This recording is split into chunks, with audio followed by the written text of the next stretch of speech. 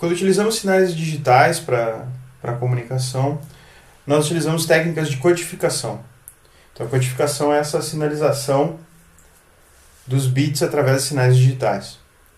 Ao contrário da modulação, não existe uma onda portadora, então nós chamamos de sinalização de banda base.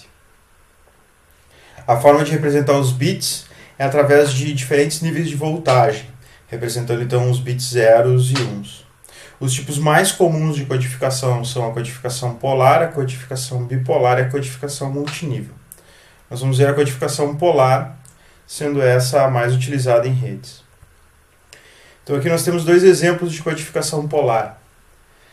Nestes exemplos, na codificação polar, a tensão vai oscilar entre valores positivos e negativos para representar zeros e uns.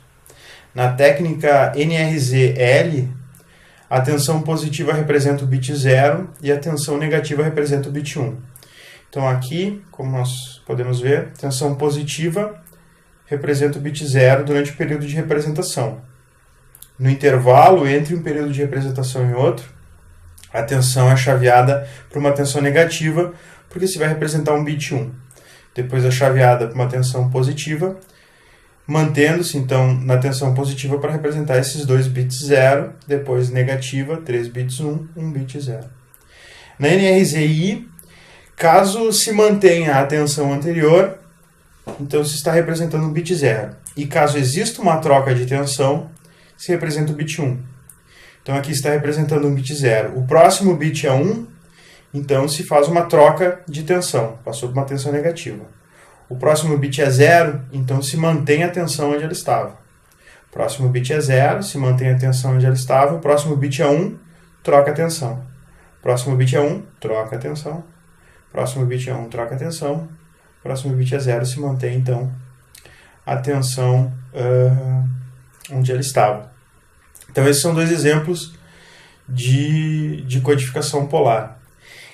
Ambos têm um problema que é a probabilidade ou a possibilidade de a tensão permanecer no mesmo nível durante um período de tempo muito longo, o que acarreta um eco na linha de transmissão, fazendo então com que, nesse caso aqui, por exemplo, esses 3 bits mantidos como tensão negativa, vai existir um eco dessa tensão negativa atrapalhando a representação do próximo bit. Então, o ideal é que não se mantenha a tensão no mesmo nível durante um período de tempo muito prolongado.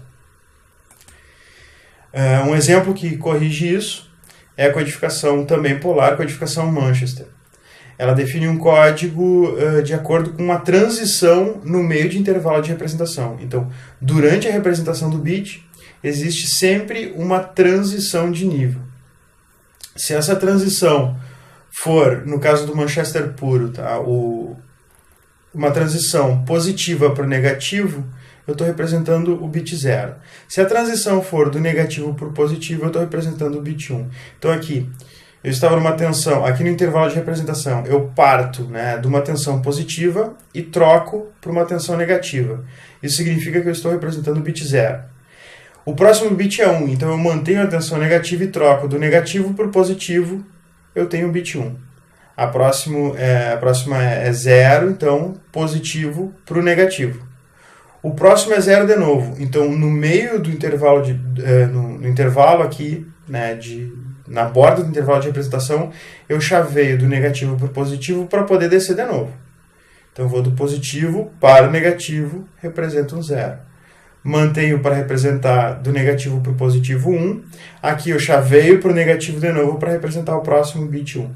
Então sempre que se eu parto de uma tensão negativa para uma tensão positiva, eu represento 1.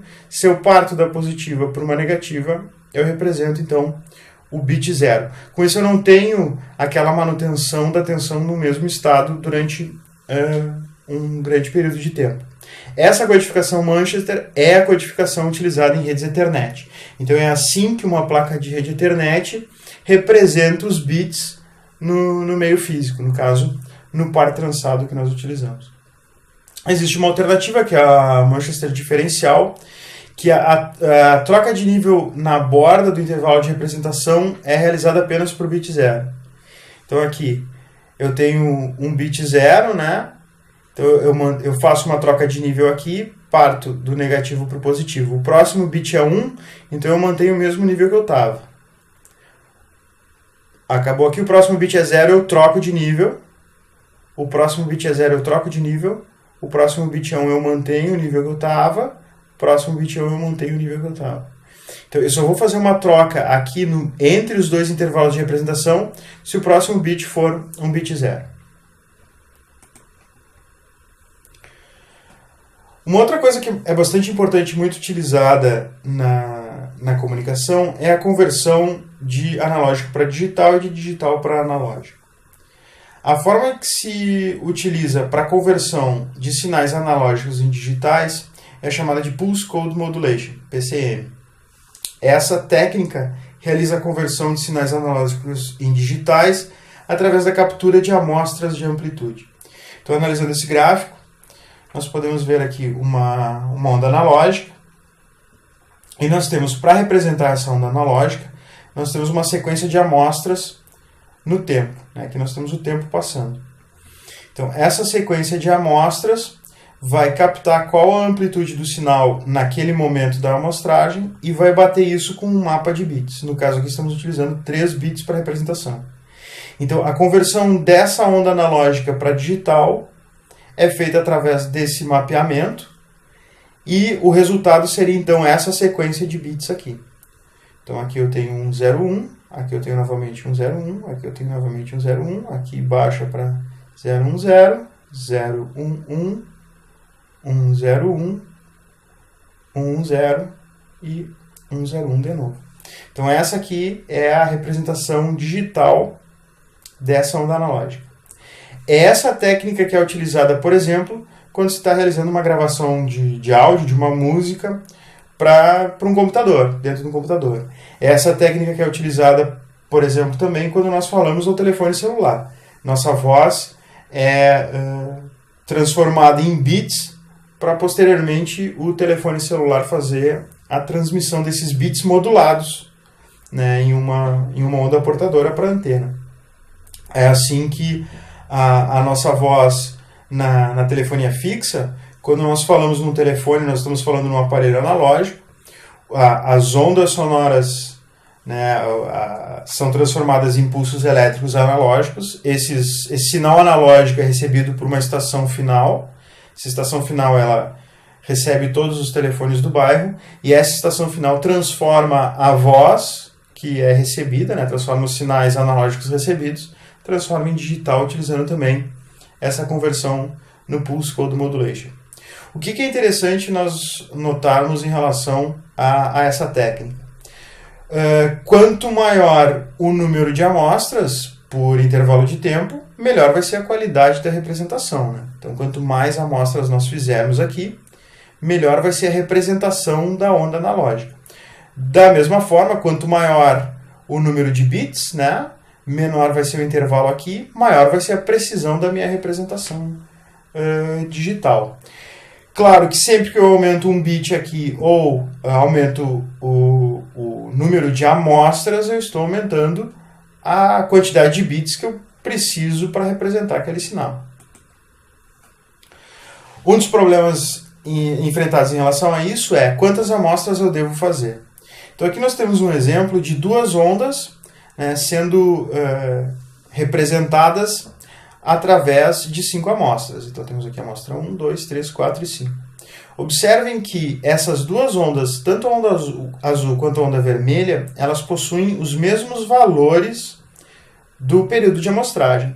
Então, se nós transmitirmos esses bits para o destinatário, quando ele receber esses bits, a onda que ele vai reconstruir vai ser a onda vermelha. Ele não vai reconstruir a onda azul, mesmo a onda azul possuindo os mesmos valores de amostragem.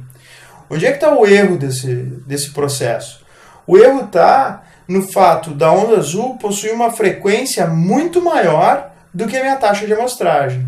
Se eu tivesse várias amostragens aqui, se eu tivesse um intervalo menor entre uma amostragem e outra, ou seja, eu tivesse um número maior de amostragens, eu conseguiria representar tanto a onda azul quanto a onda vermelha. Então, esse é um problema que se chama de problema de aliasing. né? Então eu preciso de uma taxa de amostragem que seja suficiente para representar todas as frequências que eu estou trabalhando.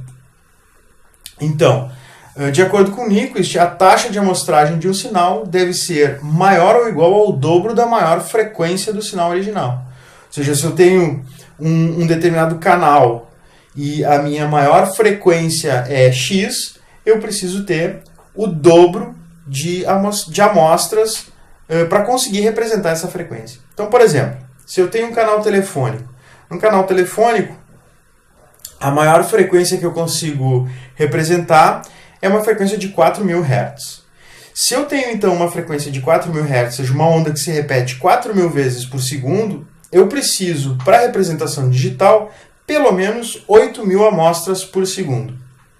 Se eu utilizo uma taxa de 8 bits por amostra, significa que eu preciso de 8 bits a cada 8.000 vezes por segundo, né? Ou seja, 64.000 bits por segundo é o que eu preciso, é a capacidade que eu preciso para ter um canal com qualidade de representação de ondas de até 4.000 Hz. É o que nós chamamos de um canal com qualidade de voz. É o equivalente a um canal de telefonia analógica. Então, o que vocês têm que imaginar é que sempre que eu tiver a necessidade da transmissão de um sinal de áudio, por exemplo, com uma qualidade de voz equivalente a um canal telefônico analógico, eu preciso de um link de pelo menos 64K. Como funciona com um CD, por exemplo, música, né? O ouvido humano é capaz de escutar, né, ondas entre 20 Hz e 20.000 Hz, então entre 20 e 20 kHz. Significa que eu preciso, para representar todas as frequências que o ouvido humano é capaz de escutar, eu preciso de no mínimo 40.000 amostras por segundo. Eu preciso de uma taxa de pelo menos 40 kHz de amostras, né? Então, o que o pessoal que desenvolveu a tecnologia de CD fez?